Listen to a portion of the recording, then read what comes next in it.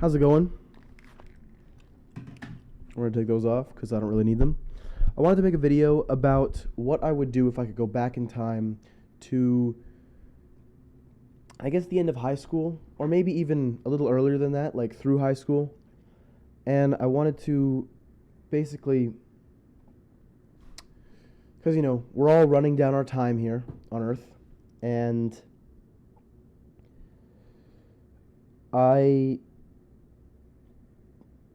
obviously, I wish I could take all the knowledge that I have right now and go back 24 hours and relive yesterday. I think that there's a lot of things that I could do differently. And the further you go back, the greater leverage you can obtain with the knowledge that you have now over your future. And in the same way, you can kind of envision yourself in the future and how and what knowledge you would need to get to where you would want to be in that position. So I guess the biggest thing that I would say is you don't have to have a plan, like a set plan, but you need to understand that at some point you're going to have to do something. And I think a lot of people have this figured out a lot more than others.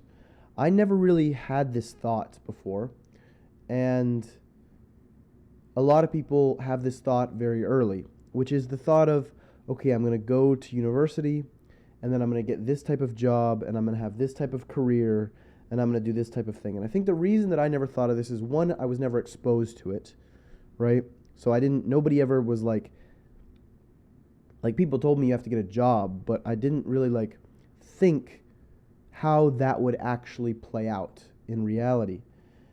And I have a lot of friends who have led very career-oriented lifestyles. Now, I'm not sitting here willing to say that the career-oriented lifestyle is correct. In fact, this is almost opposite to what I was saying just a couple years ago, which is go do your own thing. But I will say that there is a certain level of comfort in doing something that you know will likely work. And I guess I'm personally currently feeling the stresses of not having the most articulated plan for my future, and also not having the best, I don't have horrible grades, but I don't have spectacular grades in my university. And this is mostly because, one, I didn't try as hard as I could have. And I'm probably currently not trying as hard as I could right now. And I think the reason for that is, one, I do have a relatively corruptible, inner self. I haven't lived the hardest of lives, and so it's difficult for me to sacrifice enough. All right, my mom is calling me.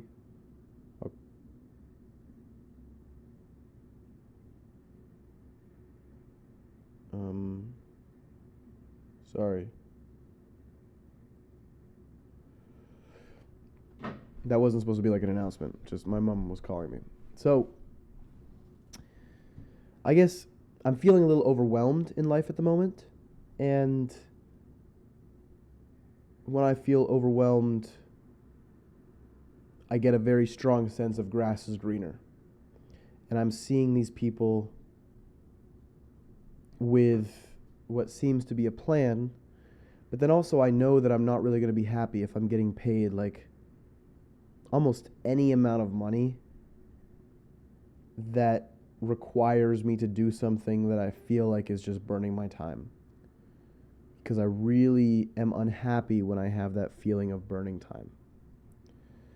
So if I could go back in time and I could give myself some advice, I think the first thing would be just to stay off the doom scroll of social media. This is something that I'm going to do with my kids. I would like to have kids. I'm not sure exactly how that's going to play out, but I think that a lot of content is specifically created to go after a part of our brains that does not bring us forward. And I would say the first step to living an enjoyable, long-term, admirable, just genuinely good for your future self life and your current self is to stay off doom scroll social media, right?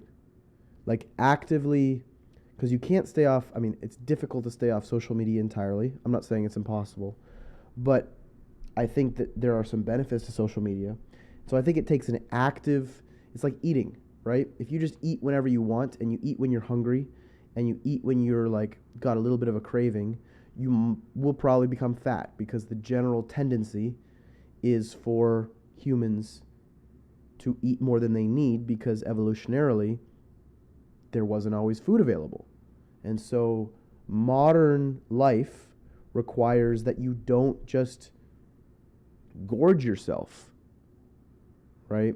And so I think social media is kind of like that. I think that you need to, from a young age, understand the dangers and the benefits of social media and actively work to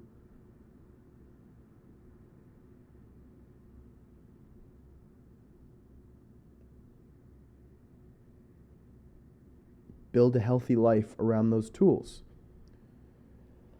So that would be number one. Number two would be to generally like stay very active, right? Don't let yourself try to do a lot of things. If something feels like it's going to be too much work and so you're not going to do it, just like do it, go after it, do that thing. And like for example, I wasn't going to go ice climbing because I just didn't want to. Am I getting?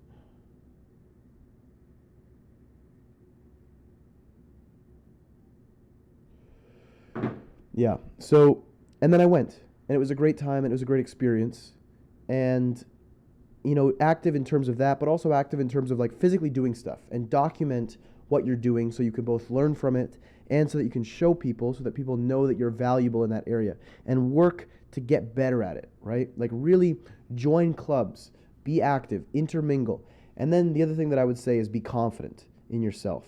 So not confident as in like, I'm so good, I'm so great, I'm this thing, pretending to be something, or, just pretending to be an asshole when you're really not an asshole is not confidence. I'm talking about confidence as in the world is impartial to you. The world doesn't care. And so you should care as so far as it relates to you and how your actions will affect you, but you should really not care about a lot of things because they don't really care about you. And it's just taking up brain space.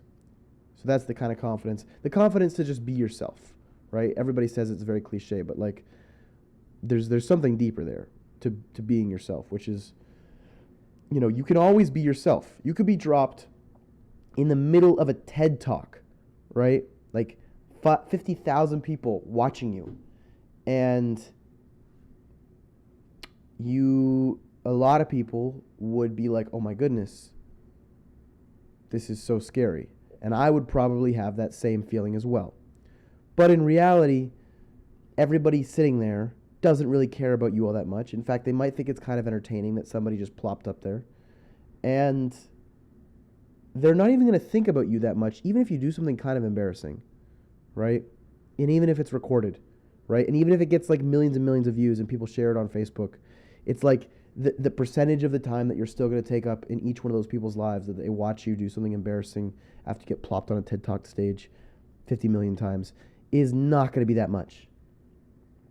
And so when you think about it like that, and that's like the worst impossible case scenario for like public embarrassment. And you can honestly go up there and just start talking about something that you enjoy, like you're talking to a bunch of your friends. And you could do that if you were perfectly detached from, the typical human anxieties, which is very difficult to do. So I would say be active, be confident, stay off or be conscious of the dangers of social media, because they will get you addicted like a drug, like completely like a drug. Like I was watching this documentary on like fentanyl, and it was by Channel 5 News with Andrew Callahan. Really good, kind of slightly edgy, but also like somebody who's actually trying to think about the world and like go out and do stuff. Would really recommend watching his latest video on, I think it was Philadelphia or something, but it was on like, trank and fentanyl and just all this stuff that's just so horrible. And, there's really, for a lot of these addicts, there's really no way for them to fix their lives, right? Like if you were them, if you are them and you're somehow watching this video, then, you have to believe that there's a way, and there's probably a path that you could take in life. In fact, you have to believe 100% that there is a path that you could take in life to get to where you want to be. But the scary truth is that by the numbers, most of those people, if not all of those people, are going to die a painful death addicted to drugs. And on that same spectrum is Instagram doom scrolling. I don't think that you're going to die as painful of a death. I don't think you're going to have as many visible sores. I don't think it's going to be as addictive. But I think that there are going to be a lot of people in 60 years who are lonely and sad and living off government subsidies while they doom scroll their Instagram feed at like 90. And I think that that's a future that's a little scary. Because why would they stop?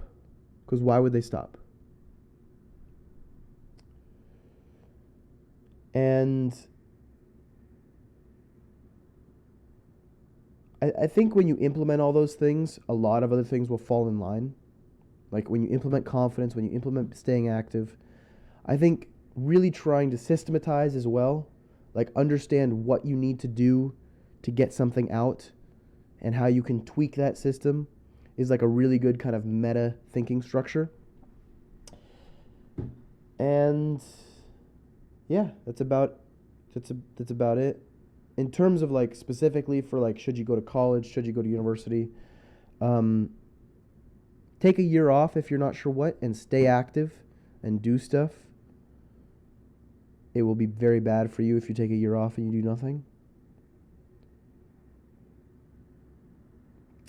And if you are going to go to college, try to think of a plan after college. Doesn't need to be a long-term plan, but it needs to be like a little bit of a plan so you can have a few years of paying your own bills and figuring your life out. So that's the video. I hope you guys enjoyed. By the way, little announcement. I have an idea, and I'm not sure how much I'm going to execute on it yet, but I renamed this channel Caldeham-Unplugged. And so this will be Caldeham Unplugged channel, which is basically going to be me like this, talking, minimal scripting, minimal anything, mostly just if I have an idea, I'm going to turn on the camera and I'm going to speak it into existence, and I'm going to post it with zero editing. And then I'm going to have the actual Caldeham channel, which will be much more focused on creating content for people that will actually be much more engaging, but not so much like a ClickFunnels, still kind of like, like grabby. Created so that people want to watch it so that I can get my ideas across more specifically. And my plan is to actually use this channel as a bit of a testing ground to see what ideas and what methods of delivery are actually going to, be most interesting to people.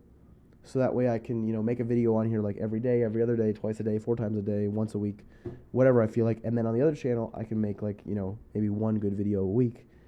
And I can know that it contains information that at least some people will find interesting.